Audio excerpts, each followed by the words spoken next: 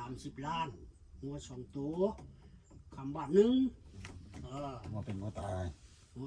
สองโทนั่นแหละมันตายมันตายมันบ่ตายอย่ามีแล้วมีหยังก็เว้ากันแล้วตัวเขาพร้อมจังเว้าได้ เอาว่าแล้วมือนั่นเป๊ะ ลายนั่นหรือว่า บ่ได้เว้าหลายได้แต่ปลากระป๋องก็ยังตะกี้สัก1,000เดี๋ยวนี้ก็แพงแล้วว่า บ่ท่านชื่อเงินลีชื่อ ซึ่งผมมันแล้วล่ะบ่ ว่ากันโลละ มือนั่นพันว่า2ล้านหา เอาชาตินั้นหา เอาก็อย่างนี้บ่ต้องเถียงกันหรอกสุดเจ้าบ่เข้าใจนี่อันแนวโฮมเพิ่นว่าแล้ว เวียกคนบ้านเพิ่น เอาจังซี่บ่ต้องเถียงกัน แนวโฮมเพิ่นว่าแล้ว บ่เรื่องฮีดเรื่อง แล้ว ข้ ป้ อ อง งนะ นะ มีแต่ว่าถามทั้งเจ้ากุกเจ้าเรา ให้เป็นว่า คือเฒ่าแก่แนวโฮมผู้ผิดจับพวกขายบางบ่บ่เรื่องผิดของประเพณีของบ้านว่าเท่าใดเพิ่นก็ว่ามา เอาแนวโฮมว่า ทุกคนฟังมีเจ้าย่างมีเท่าใดเอาจับคันเข้าไป ใช้ลามนะ เทียมแล้วก็เพิ่นเอาแล้วจับเทลงให้เรา ผมจะเป็นเขาแก่แทนที่ผมถามลามนี่เฮ็ดโอ้ยย่อกันแม่ลามเฮ็ดดีๆแม่เฮ็ดได้มาหยังอยู่นี่แล้วมาขอไผ จับดีๆ มาขอไผ ขอนั่งตุ๊กแล้ว มาขอเมียเฮาจ้างเด้อ เท้าไทย ให้เท่าไส มีหยังก็ว่ามา นั่งลูกนั่งเมียมีไสว่าวังวันทั้ง ยังไง ถ้าบ่ได้บ่ใช่ก็บ่ หรือบ่ครบ บ่ บ่ เก่ง ครบ บ่ เท่าใด ได้ ก็ว่ามา พังนั่นแหละเนาะแต่ว่าย่อก็แม่นอยู่ดอกแต่ว่ายังขี้นกเจ้านกย่างยังบ่พอขายช่วยขี้นกเจ้านกย่างได้ขี้นกเจ้านกย่าง พออยู่ดอก ขี้ ขี้ แล้ว ขี้เจ้าก็บ่มีขี้ยางก็บ่มี ยังว่าบ่ได้บ่ยังว่าบ่เป็นเนาะ มันมีขี้เนาะนี่เนาะ บ่มีแนวไข่ บีบทั้งแดงบีบทั้งปากใครบ่ได้ มันไข่คำปากบ่ได้เลยมันต้องมีเล่ามีได้แล้วยาวก่อนได้เราเนาะ คันดีเท่านั้นจากแล้วแหละบ่ยากแล้ว คนมันบ่ฮู้ หน่วยพกบนหามหก หาแล้ว หน่วยชิป หาหน่วย หน่วยชิป ผมเชื่อ เอามันบวกกันนายบ้านมาถามลูกบ้านนี่แหละมึงสิบ่ครบขนาด 2-3ปีเพิ่นมันจะเชื่อ หน่วยมันหัวหน้าหน่วยเปลี่ยนเลยมึงบ่อยากยืนได้ ไปหาแล้วเห็น เปลี่ยนเลยได้หมดเลย3กับ แนวมัน 4 ได้เปลี่ยนหัวหน้าหน่วยเก่า บ่วน มันน้อยนะไม่หกเนาะ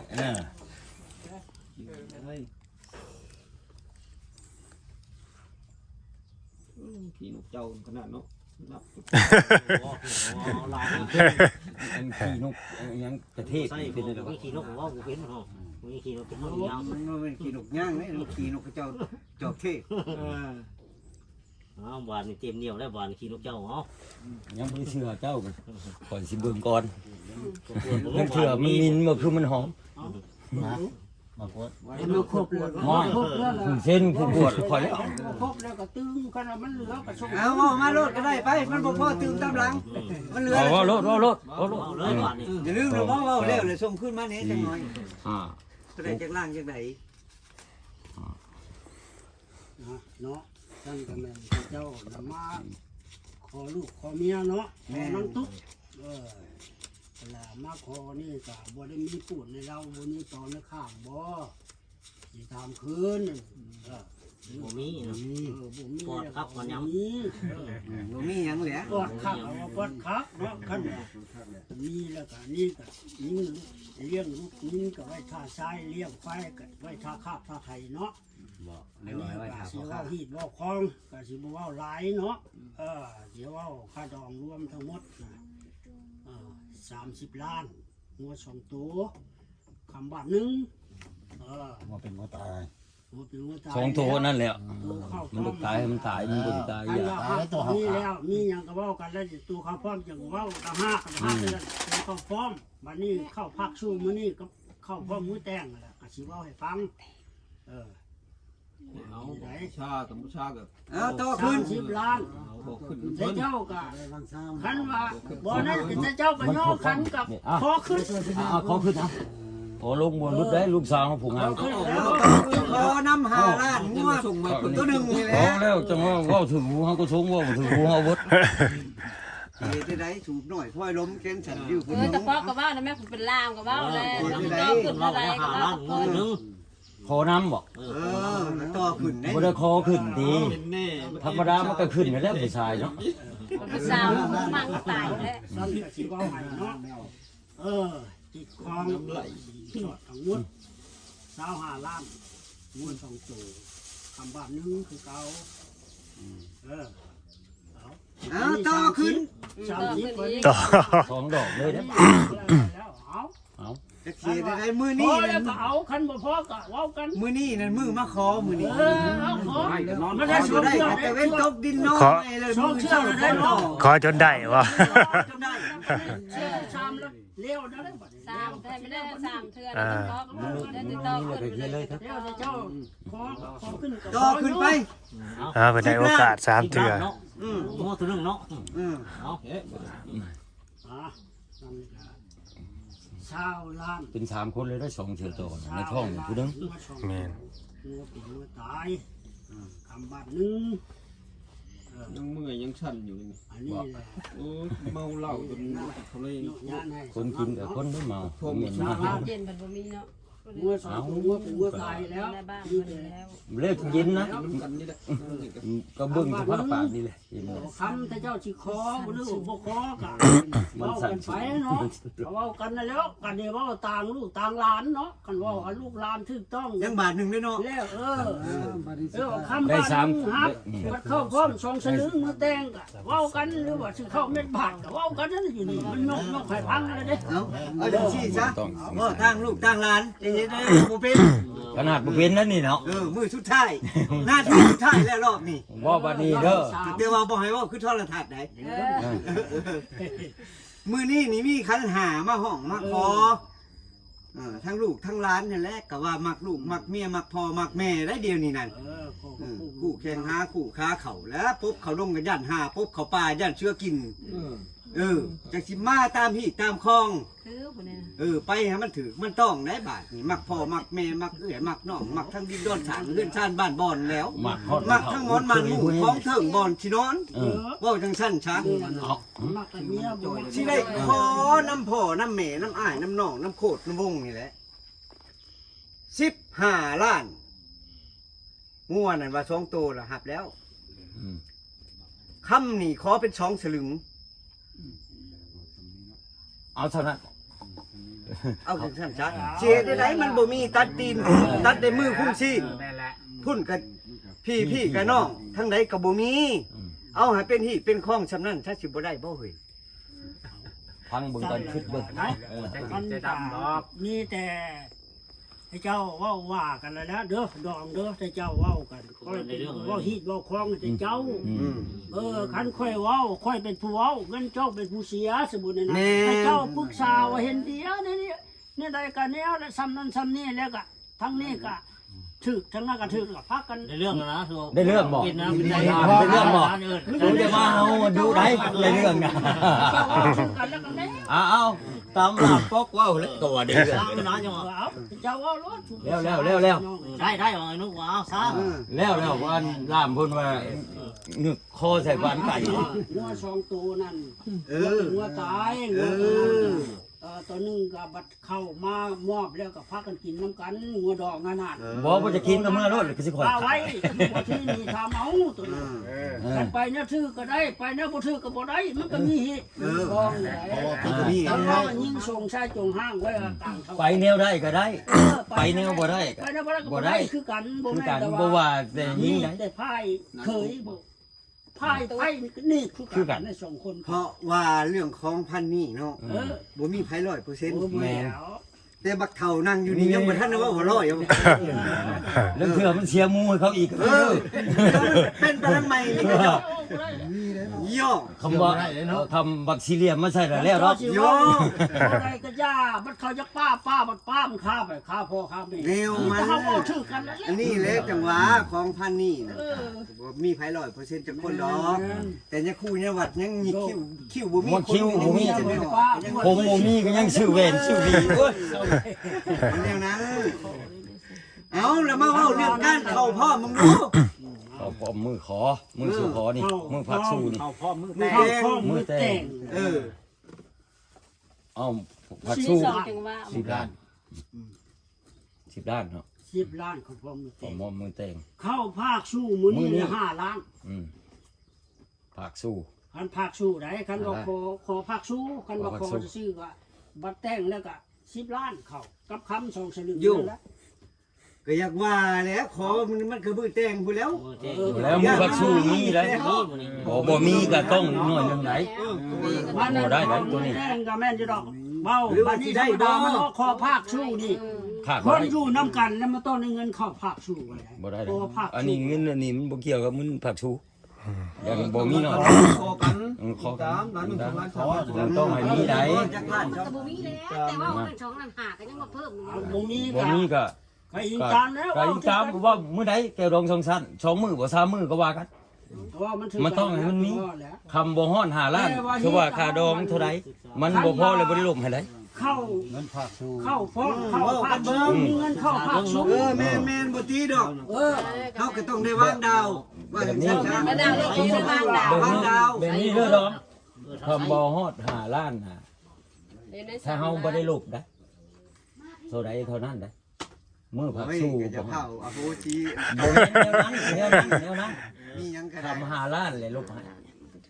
แม่น 5ล้านเลยลบให้ ล้านหนึ่ง2 ล้านบ่ได้ลบ บ่ได้ลบนะ 5 ล้านได้ลบขดอง สมมุติว่าเข้าพร้อม10 ล้าน แม่นแม่น เจ้าก็ลบออกเจ้าเข้า5 ล้านก็มาแต่งก็5 ล้านก็มัน10 ล้านนั่นแหละกับคัน2สลึงนั่นแหละคันว่าแต่เจ้าเอาคือกันแหละก็เอาตามตัวเว้ากันนั่นแหละคือเว้าแหละถ้าคุณก็ตกลงเท่านี้ก็ตก บ่ ล มี ง แล้ว เขาพร้อม10ล้านเนาะ 10 ล้านเขาพร้อมมือแต่ง10 ล้าน อืม เว้านะบัดนี้คันว่าคนอยู่น้ำกันแล้วเข้าภาคชูมื้อนี้ละ5 ล้าน 5ล้านโล บั ก ตรแต่งละ5 ล้านละเม็ดมัน10 ล้านน่ะเข้าใจแล้วบ่ ถ้าบ่ฮอด5ล้านเลยบ่ได้ลบขาด คันว่าล้านหนึ่ง2 ล้านน่ะมันบ่ลดขนมได้ คือเก่า เวลามาแต่งก็ ให้4ให้อัน นี่นั้น 4 ล้านก็บ่ได้ลบคำ5ล้านได้ลบให้ คือใช่ว่ามันพี่สั่งคู่มือเนี่ยก็อันใดมันก็บ่แห้งคือว่าแหละเนาะเว้าเรื่องเงินคู่มือนี่ก็แม่น ฮะ ให้เข้าเบิดเป็น ว่า สิ ได้ ได้ เรา เรา ก็ ก็ เอา ให้ข้าง5ล้าน ชาวล้าน 20ล้านเนาะ เออ ละข้าง5ล้านเนาะ ครับตัวเท่าตัวนั่งแล้ว นี่แต่ว่าถือกันทั้งสองตั้งสองฝ่าย ว่าให้เข้าใจตัวนั้นเขาว่าบ่ฮอด5ล้านเงินสมมุติว่าค่าดอง20ล้านบ่ได้ลบคำฮอด5ล้าน ส่วนร ล ว บ มถึงเบิ้ลนั้นเงินชาวล้านบ่ บ่15 15 ล้าน 15ล้านได้ค่าทั้งงงล้าน เงินน่ะบ่ได้ค้างได้ บ่ได้ข้างได้ พร้อมมือเต้งนี่ บ่ นะ ทุนรวมนะนี่ รวม15ล้านรวม รวม15ล้าน เขาดองรวม15 ล้าน บ่ได้ข้างเงินน่ะบ่ได้มีข้างไว้อย่าอยู่ใน15ล้านนั่นเลยเข้ามื้อนี้5ล้านเข้า รุดได้ 10 แต่ค ล้าน ำงัวกันคือเก่า เงินน่ะยังอยู่ในตัวเก้า15ล้าน หมูน่ะมาแล้วยังเหลือแต่หัวกับตีนเด้อดอกบ่ทันได้มาเด้อ สองสลึงบ่งวดสองตู้บ่ งวกับ2ตัว ครับ ทำบ่ตาย เขาดอง15 ล้านงว2ตัว คำ คำ 2 2 ส ส ลึ ลึ ง งว่านั้นซัก กันสิข้าง วัด คือ ตัว สิ เข้า ข้าง พร้อ เป็ ม นงัวนะ แยกตาฮักตัวน่ะ ผมไม่อยากให้ข้างค้าเลยเงิน15ล้านน่ะคือเข้าบ่ได้5ล้านเข้าบ่แต่ง10ล้าน นี่เด้ออันนี้อีกเด้อดองเด้อยัง เขาเบิดแต่ว่า แม่น เบิดได้บ่ได้ข้างได้เงินน่ะ มัน15ล้านว่าซั่นๆมันก็ บ่ได้ข้างข้างแต่ กันว่าเข้าเม็ดแต่เจ้าว่าดองและไอ้น้อง เพราะเขาได้10ล้านนั่นก็ได้แล้วว่า 10ล้านก็เรื่อง น้ำมันแน่เนาะ ดีว่าได้ดีเขา มั่ว 10 แล้ว ล้าน แม่ก็มั่วแล้วบ่ครับ มาได้ มัดจำ มันก็ถือว่ามันก็ยังข้างอยู่ 5ล้าน ล้าน ข้าง งัว ล้า ตัวน หนึ ตัวนึ ง ง กับข้ามช่องสลึงนั้น มัดจำมือ นี่ นี้ นั่นไหม จะว่า เข้าข้อมือสู่คอนี่เท่าใดให้เพิ่นมาก่อนเถอะเพิ่นมาปรึกษากั ได้ น เท่าไหร่ จะเข้ากับขั้นว่าแบบว่าเข้าภาคชู้แล้วไปว่าข้าเจ้าอยู่น้ำกันแล้วเข้าภาค อัน ชู้ นี้มัน แล้ว เป็น ก็ ไปบ่ได้เด้อเกี่ยวกับ2ชั้นเด้อตัวนี้ ก็ เด้ นั้ อน ได้เงินเข้าพร้อมกันเข้าภาคชู้ อืม คันว่าบ่ได้อยู่น้ำกันฮอดมือแต้มนี่อย่าง แนวมัน เสียบาทเดียว อันนี้คนมันอยู่นํกันแล้ว คนอยู่น้ำกันแล้วมัน มันต้องให้มี แล้วมันเว้าแล้วก็เป็นคอนี่คอภาคชู้เขาเจ้าอยู่น้ำกันแต่บ่ได้แต่งเข้าใจแล้ว ฮอดมือแต่งแล้วเว้ากันเดือนใดปีใดบ่จักเว้ากันได้แล้วพักกันเฮ็ด นี่สมมุติว่าเพิ่นให้พ่อมื้อนี้5ล้าน เข้ากับลูกลงมือแต่งกัน ทำ5ล้านเลยรุดให้จัง เอ ว่า อบ่ยังข้าวเวียกเด้อ ลบให้สมมุติว่า10ล้านก็เหลือ5 ก็แต่งกันรถบ่ หมูแต่งแบบเบิดเลย ตามกับเบิดแล้วเนาะ ถ้าว่ามีล้านหนึงก็ได้ แต่เพิ่นบ่ลบกระดอง บ่ได้ลบกระดองได้ เออ ล้านหนึง มั บั น ด เข้า เข้า 5ล้านแล้วลบก สิ ระ บ ดอ ล้าง นคือเขา บัดเข้าก็10ล้านคือเก่าเด้มันล้านหนึง2ล้านเข้ามื้อนี้บ่ได้ไล่เขาคันว่า5ล้าน ยัง บ่มีจะดีมันก็บ่ได้ ยังอันนั้นนี่ก็ยังตีนหมูหัวหมูเด้อยังขาด แต่บ่ได้ลบกระดองบ่ลบกับคันบ่มีก็เอาแล้วนึงก็บ่ลบก็บ่ลบเลยเพื่อยกแต่งก็เดือด บ่มีอีกจะนั้นบ่ได้ หาได้เลยบ่ได้คันว่ามันได้ลูกก็ดีคือกัน แต่ว่าคันบ่ได้ก็ อยู่มันเว้าเรื่องบ่มีนี่แหล้ว บ่มีก็อยู่ ได้มันก็สิจะมาแล้วมื้อนี้แล้ว บ่ลบจำเป็นแล้วขึ้นเบิ่งกันตัวมีบ่ได้ แต่ต้องให้มีล้านหนึง ต้องให้มีว่า แต่ มั บ่ ด ลบ จับบ่ได้นะมัด เอ จับ อบ่มีตะกี้มันก็บ่ได้ บอกว่ามัดจับ นั่นดิ โอ้นี่ โอ้ยนั่นดิ อย่าพาว มันเฮาแปลว่าเข้าภาคสู้นะมันเว้าแล้วเงินเข้าพร้อมคันว่าเข้า5ล้านแหละมันลบกระดองเว้านะคันว่าล้านหนึงแล้วบ่ได้ลบ ยัง10ล้านคือเก่า ยัง10ล้านคือ เจ้าให้4ล้านก็บ่ได้ลบยัง10ละคือเก่าขโมย5ล้านเลยลบให้ บ่ตัวนี้บ่เถียง บ่เถียง เนาะ เพราะว่าอยู่ในหีบคองมันมีอยู่แล้วพวกเฮาก็มีคือกัน นั่นเจ้าก็มีบ่ โอ้ย นั่นถึกกว่าเจ้าบ่มีข่อยพูดอยู่จะเสียงข่อย คนอยู่น้ำกันแล้วมันต้องมีมัดจับ ไปแม่ก็จะก็ฮู้จักอยู่นะก็จะ เฮาไงเจ้าฮีดอยู่เขตนั่น แม่ น่ะ นเขตพ้นม่วงบ่ เออเฮาฮู้เบิด เออ แต่ว่า เพิ่นยังคือว่า ฮู้เบิดมันบ่มีแล้วก็ได้จักล้านหนึงมาเข้าพร้อมแต่เพิ่นบ่ลบกระดองบ่ลบก็ตาม เออ เออ แต่ขาดบ่ได้เด้อตัวนี้บ่มีก็ขาดบ่ได้ ไอ้เจ้าหมอน้ำเบียดมันก็ยังให้ว่าง วางดาว ว่างดาว เออ ว่าจังชั้นช้า อันนี้มันกว่าได้ดา นี่ว่าลินแก้บิลีก็คือว่าเพิ่นได้บ้านเพิ่นเว้าหั่นแหละไอ้นี่ได้เฮากะเข้าไปบ่ลบก็บ่ลบแล้วมันยังเชิงพังอยู่ เสียงฟัง เฮ็ดได้แล้วเนาะ ล้านหนึงจะเป็นเลยเนาะ มันสิเว้าแล้ว อ้าวก็คิดว่าไปพุ่นก็บ่มีพี่ก็บ่มี คำในบ้านเพิ่นพาเว้า ทุกคนก็บ่มีอันคือกันนั่นแหละต่างคนต่างก็บ่มี เอออัน เอา นะ บาดนี่เอาบ่ลุกเพิ่นเอา ว้ายเนี่ยนั่นอันนี้บอกว่าบ่มีไปเอามาที่ใช้ไว้ ยกคนคว้านะ นะว่าเพื่อนเนี่ยนั่นแหละคำว่าบ่มีนี่เจ้าอีทุกก็ว่าเป็นบ่ตัวว่าบ่เป็น อ๋อในนั้นแล้ว อันนั่นเด้จ้อยหมูมีนะนั่นแหละบอกหมู หมูนั่นตัวหนึงเด้อมาให้แล้วเด้อ คอย โดย คอยรับแล้วฮู้แล้ว จะนอไปที่ถามหา ยังจะตีนกับหัวบ่ทันมานี่ บ่ได้โจมมาใส่ในคันนี้จะมันแล่น หมูคัน มาช้ามันนี่แล้วนี่ ได้ก็เสียบ่ได้ เคยก็จะเอายังงอกตีนมันก็ยังกระดิกได้ ได้ส่งคืนได้คันคอใช่ไหมที่เราเจ้าย่างน่ะ เอ ได้ก็เสีย อ บ่ได้ก็เสีย บ่แล้วธรรมดาส่งคืนนี้จังได๋จังเนาะ โอ้ยว่าไปแล้วก่อนยังเงินตีนหัวหมูปกหมู นัดมือแต่งดองนั้นเอา ว้าว เดือนใดปีใด เอาว่ากัน ว่า ว่า เอามาลงหาก่อนที่เขียนใช่นี่ ชอบมาหาได้ล่ะ ชอกมาหาได้ บ่มันบ่ได้ เอาจังซี่ บ่เป็นปี เอาจังซี่ไป ช้าหรือไวก็ต้องมี มันมีกติกา แม่น แม่น เฮาจังซี่ซะเฮาขอใส่เดือน4 แม่นคือความเรามันต้องมี ถ้าว่าฮอดเดือน4ต่างคนต่างบ่มีก็มาครอบกัน ครอบที่หนึ่งหมูตัวหนึ่งได้ ครอบตัวบ่ทันจะมาเว้ากันถ้าว่าฮอดเดือน4มันตัดด้วยมือคุ้งชีพเนาะไอ้กระทุกบ่เป็นคนรวย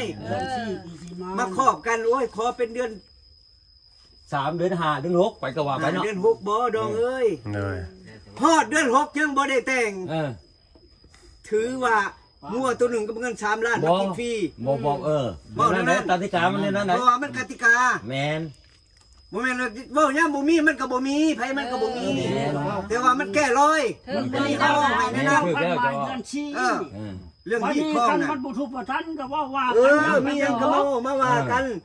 มานี่หันมา ย้ายคะแนนว่าฮอด มาเป็นท้องเพศเดียวกันไหน ครอบกันได้ บ่แม่นมาเป็นศัตรู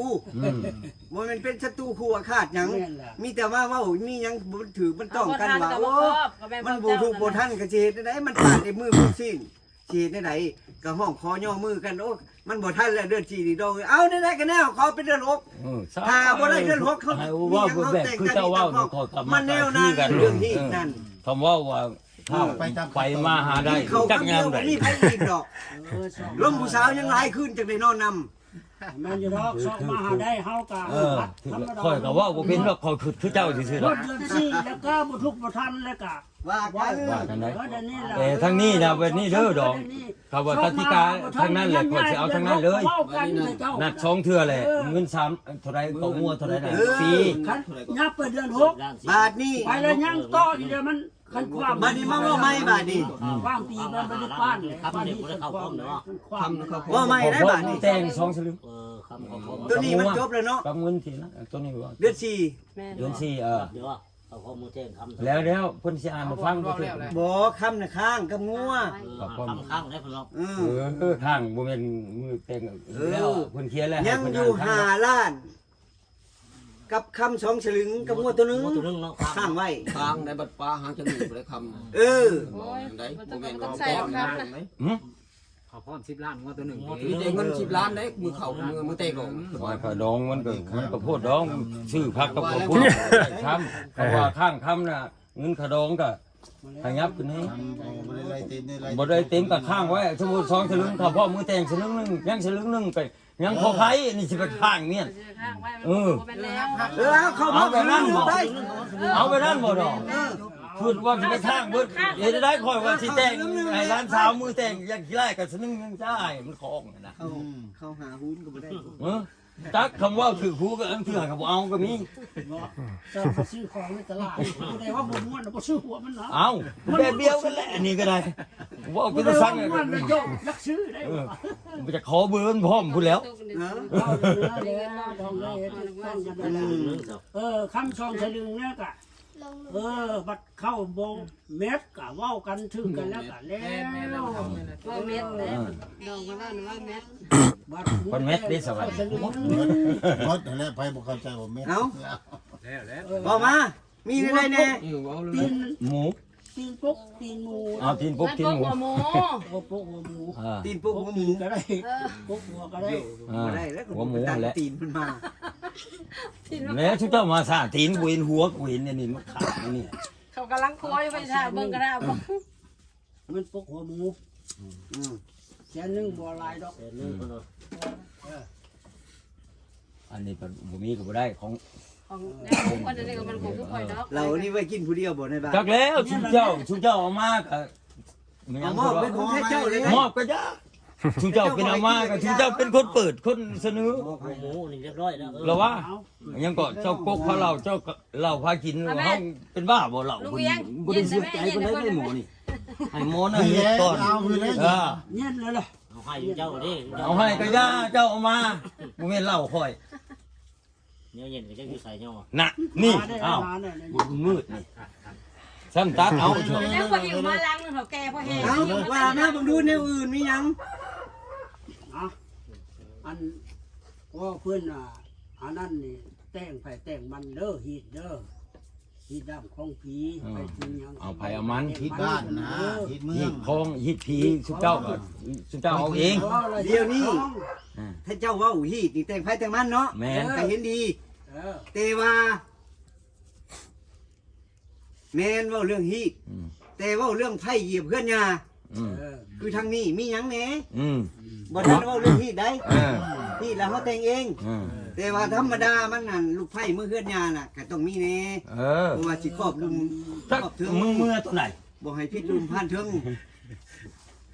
จักเมื่อบ่เมื่อแล้วเขาจนไปเชิงพาง งั้นนั้นแล้วยังว่า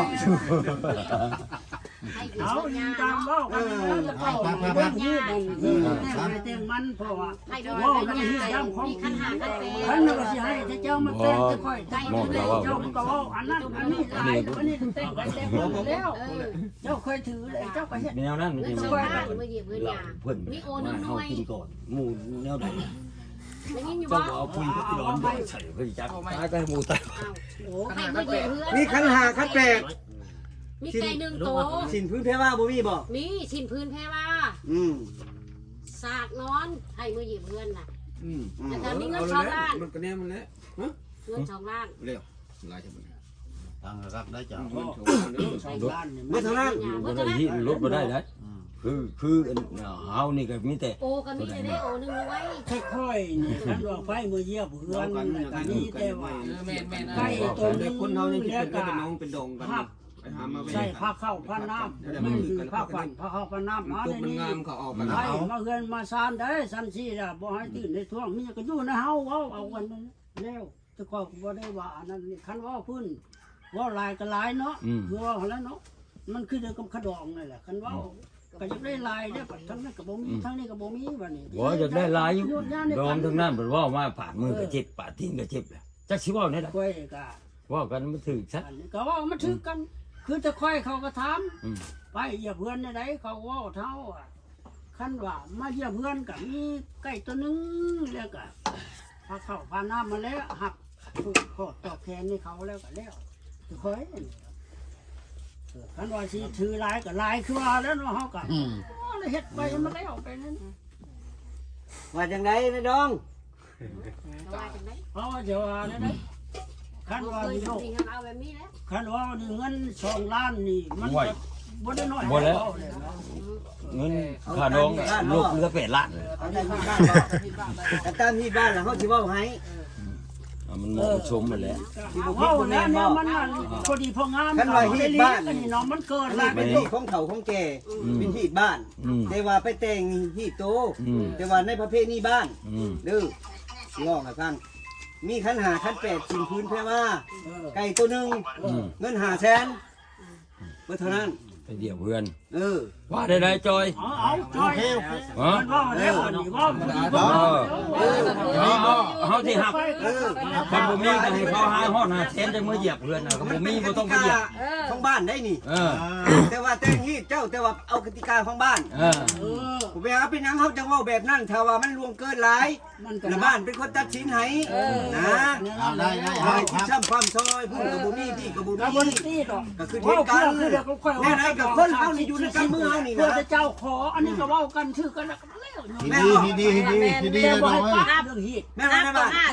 รับแล้ว ได้บ่ทำได้ทำบ่ได้ ได้ ได้ ว่าอันนี้ เอาแบบงามๆไป เฮาก็ดีใจนะเป็นยังเฮาจังดีใจอยู่บนว่าเฮาคือผู้นึงเจ้าฮีดมานำเขานี่มาเว้าฮีดให้เขานี่เขาก็เชื่อเฮา มันนวลงานกันง่ายว่ากันง่ายขึ้นเว้าไม่ได้บุญหากันนวล เพราะว่าแนวนั้นเว้าให้ฟังเด้อน้องเด้อ ครับก็จะ รู้จักแล้ว เรื่อง คอยหับแล้วเขาหาเงินฮอดหาแสนจังพาเพิ่นไปเหยียบ จะซาเลย มันมีฮีด มีแต่ว่าในมือนั่นแล้วเฮาก็แต่งนี่มามอบ มอบพี่จังมอบ แก้วเคยเฉยหนาและมอบลูกมอบหลานนี่แหละให้มาเป็นแก้วเป็นเคยมอบใส่ตีนชิ้นใส่มือทั้งขอตาหน้าบ่าวทั้งนี้แล้ว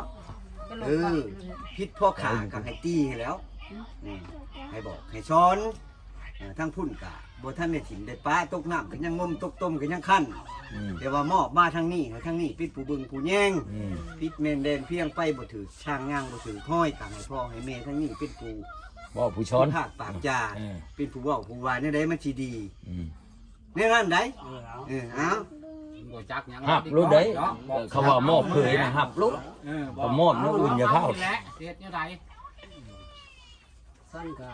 ทั้งแก้วดอง2สั้นเนาะงอกแก้วงอกเคยบ้านนี้ก็สิได้ใช้แล้วมันแก้วเคยมาชมสู้อยู่สร้างนี่แล้วก็มอกแก้วมอกเคยเดี๋ยวนี้นี่หน้าไว้หน้านี่หลังไว้หลังล่าเข้าชนพักลักชนแตงทั้งนี้หับ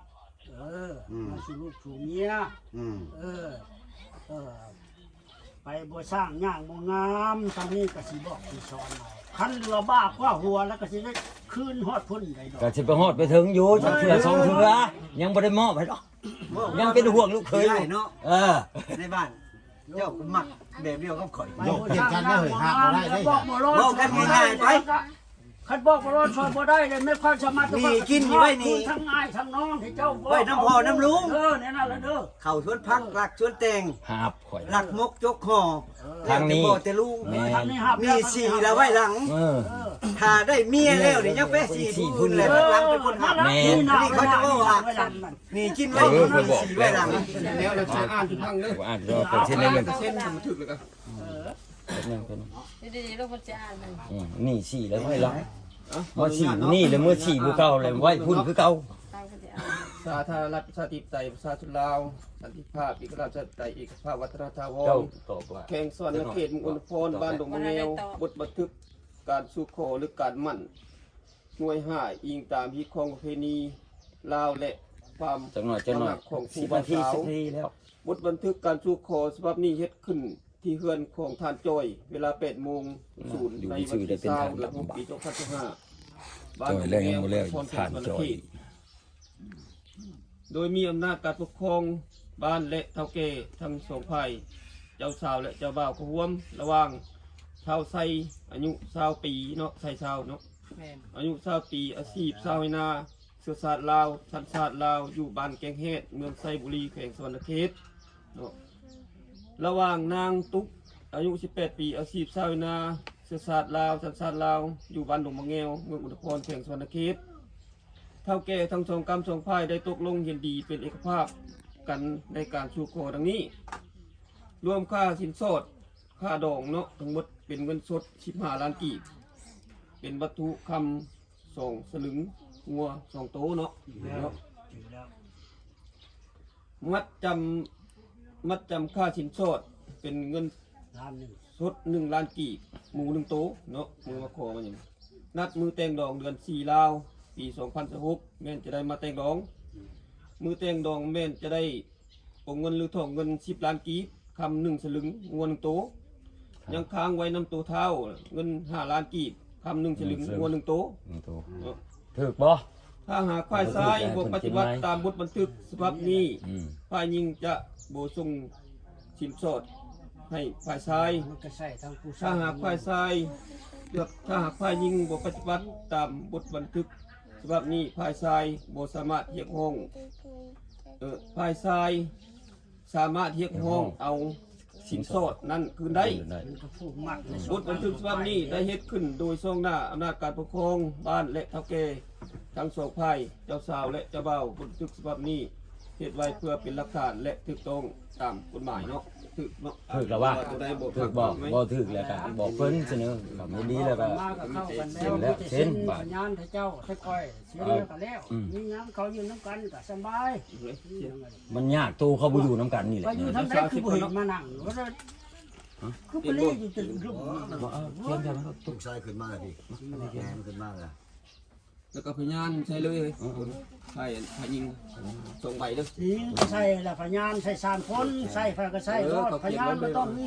3 ตัว ใส่ใส่ไป ตัวก็เช่นเจ้าสาวนั่นแหละกับพยาน